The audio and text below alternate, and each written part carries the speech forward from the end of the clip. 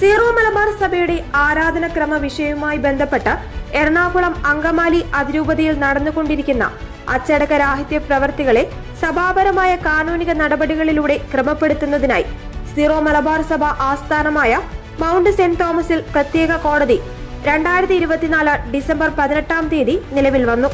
സഭാ തലവനായ major archbishop Mar Raphael Thattil പിതാവാണ് കോടതി സ്ഥാപിച്ചുകൊണ്ട് ഉത്തരവ് നൽകിയിരിക്കുന്നത്.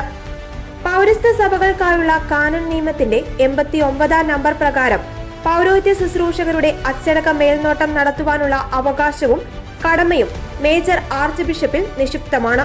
കൽപ്പനകളും മുന്നറിയിപ്പുകളും നിരാകരിക്കപ്പെട്ടാൽ നിയമപ്രകാരം അച്ചടക്ക നടപടികൾ കൈക്കൊള്ളുന്നതിനായി മേജർ ആർച്ച് ബിഷപ്പ് സ്ഥാപിക്കുന്ന പ്രത്യേക കോടതിയാണ് നിലവിൽ വന്നിരിക്കുന്നത്.